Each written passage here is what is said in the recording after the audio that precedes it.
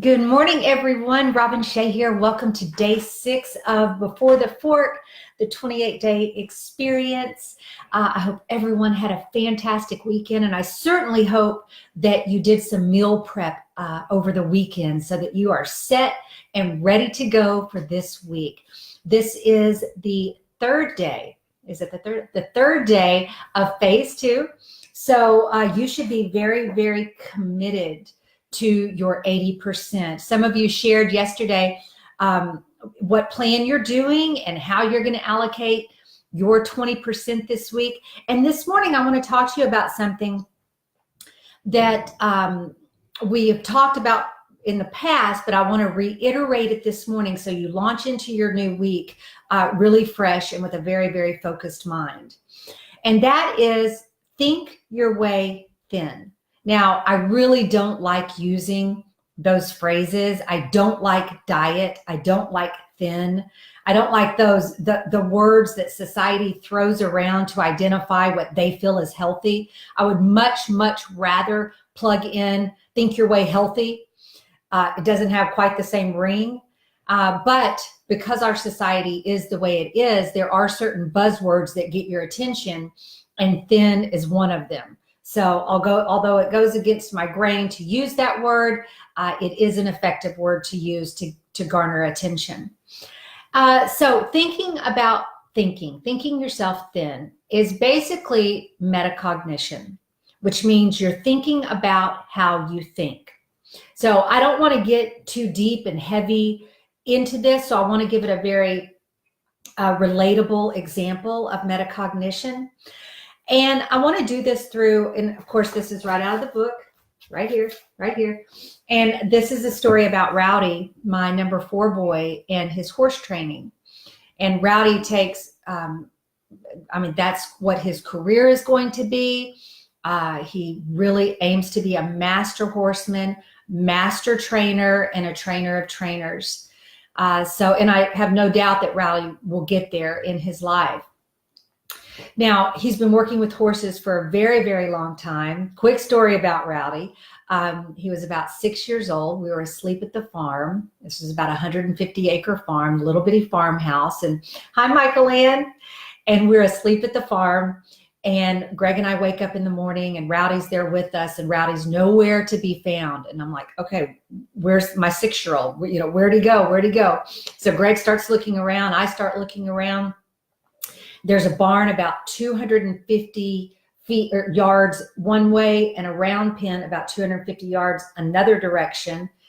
And I go out the back door looking for Rowdy out there. Greg goes out the front door, and that little 6-year-old had gotten up out of bed, gone to the barn, gotten his little pony, put its little head thing on, whatever you call it, walked him to the round pen and was lunging him in the round pen.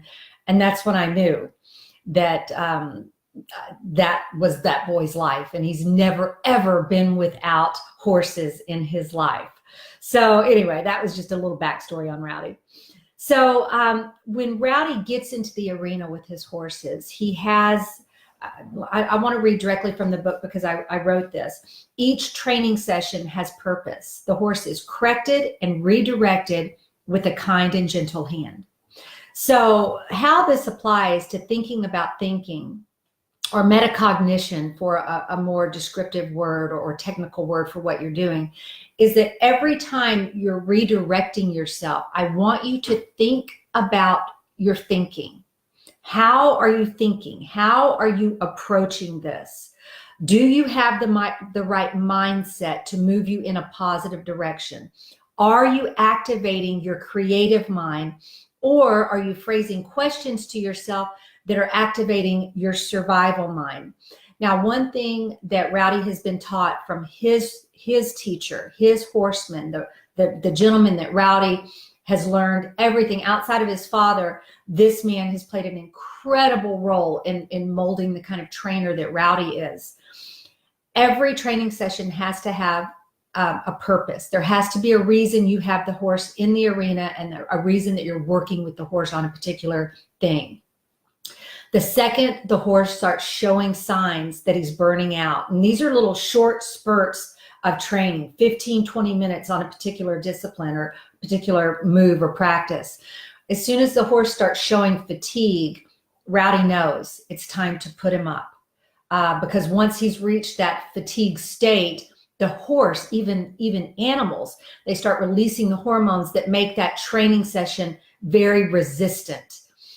You're not going to be putting any more information in. You're going to be getting them frustrated. You're going to be souring them against the training. So the second an effective trainer notices this in their horse or their dog or whatever it is that they're training, they back off. They love on the horse. They praise the horse. They put the horse away. And when they bring the horse out, although they may have ended that training session with frustration because the horse wasn't getting it, when they put the horse away and then bring it back out fresh the next day or the next day or so, they're always surprised at what retention the horse has when it's fresh. So you're no different. You're going to be thinking about your thinking, making sure that you're lining your thinking up. When you start to feel that fatigue, that mental fatigue, that you just can't stay in front of it as you've been doing, I want you to back off of yourself. Hi, Kim. I want you to back off of yourself. Stop leaning so hard into the training. Go into more of a relaxed discipline. Take 5 minutes. Take a deep breath. And allow yourself to come back at it refreshed. As we move through this phase, as we move through phase 2, just as Rowdy witnesses with the horses in the arena, you put the horse away at a certain level, you bring it out, and he's got a little bit better of a foundation. Put him away, bring it out, a little bit better of a foundation. That's exactly what we're doing. We're layering good experiences over good experiences over good experiences. So we are not going to push ourselves through the fatigue, through the frustration. We're going to back off and say, we've done enough today. Now, that doesn't mean you fall off your dieting wheel or you fall off the 80%. That's not what it means. It means that you train yourself mentally as much as you can in that day. And the second you start getting frustrated, you engage that prefrontal cortex as much as you possibly can. And when you start feeling the fatigue, just back off and rest in it. Stay the course. Make it more of a mechanical movement. Don't make it more of a metacognition type movement where you're thinking about your thinking, making sure you're all lined up. What you'll realize is you will be catching yourself in patterns of thinking that aren't serving you. And all you're doing is gently redirecting those thoughts over and getting them in alignment with green zone thinking. Okay, it's a very gentle redirection of yourself. And I know I've talked about this multiple times, but the reason is this is the work. This is what we're working toward.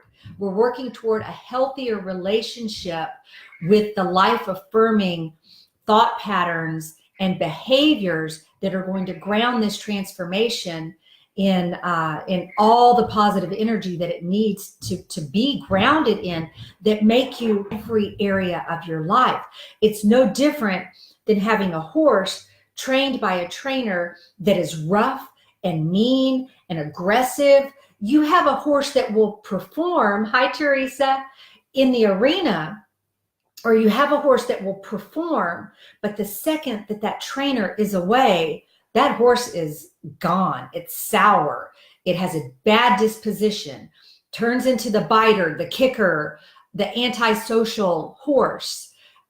And I hope that example is making sense to you, where you have a trainer that trains a horse as Rowdy and Josh and Greg and that little community of trainers are so deeply embedded in training, which is through love, affirmations, a gentle hand, patience, kindness, redirection. Then you have a horse that seeks you out. I know that I've seen Josh's father, John, stand who is a master trainer. Well, as is Josh, stand in the middle of the arena and his horses just come to him. He is their leader. They're so aware that their safety, the horses are so aware that their safety and their well-being is well trusted with John or Josh or Rowdy or Greg. And that's how I want your subconscious to feel about your conscious mind. I want it to trust it. And if we don't train it in the right conditions, then you will still have a rebellious subconscious mind that, sure, it can perform under pressure. It can perform when you're really on top of it, but you're not embedding those habits in positive, affirming, life-affirming chemicals that'll be tethered to automatic response. Does that make sense? You want these new habits that we're building to become your new default behavior.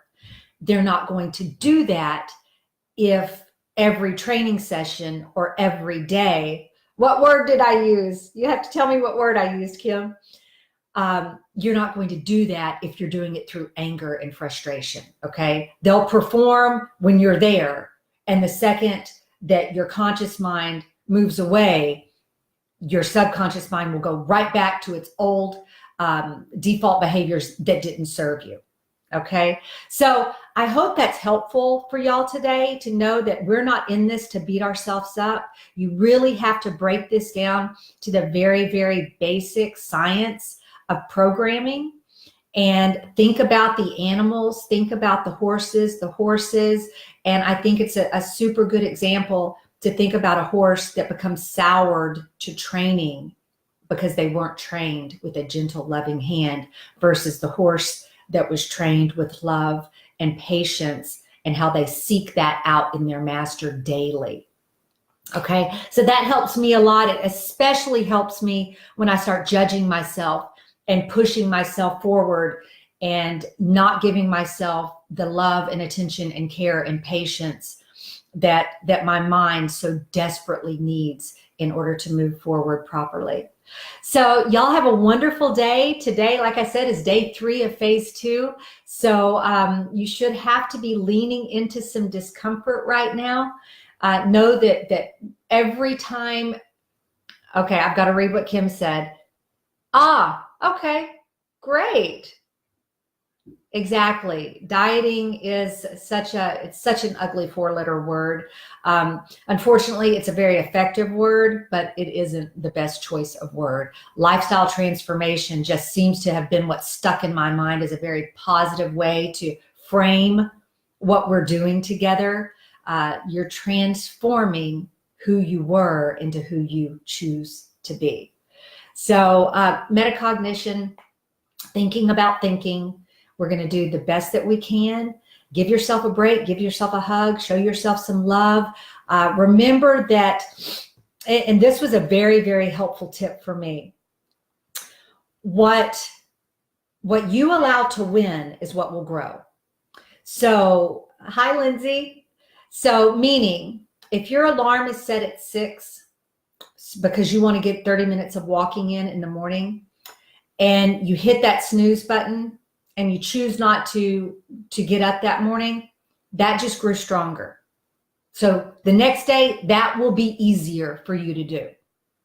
Whatever wins grows stronger. If that alarm goes off at 6 and you get out of bed, you do that 5, 4, 3, 2, 1 rule that you know what? I'll talk about that tonight. The blast off rule. If you pop out of bed at 6 and you make yourself go in that direction, that just grows stronger. So whatever wins grows stronger. And you have to think about that when you're giving into temptation or you are rising to the challenge. Whatever wins gains strength. So choose where you want that strength to go. And if it happens to be the direction that you're not particularly wanting it to go one way, remember, acknowledge it. Let it go. Don't carry it into the next day. I hope that all of y'all are starting your day with 2 suitcases at the foot of your bed, one full of yesterday's transgressions, one full of today's hope. And I hope every morning you choose to pick up that suitcase full of hope and promise. Okay, y'all have a super blessed day. Questions, let them roll, let them rip. I'm going to be at my computer a lot of the day today, and I'm happy to help in any way I can. Stick to your 80-20 guidelines, drink your water, keep it as close to nature as you possibly can. 5-ingredient rule, load up on those mini meals as often as you can through the day. 200-300 calories per meal, maybe 400 calories. It's fine. We don't do a lot of calorie counting in 80-20.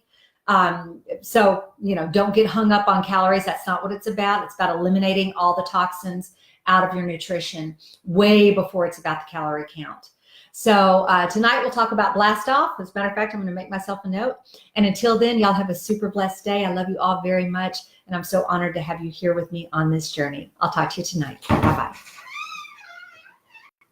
Oh, I ended.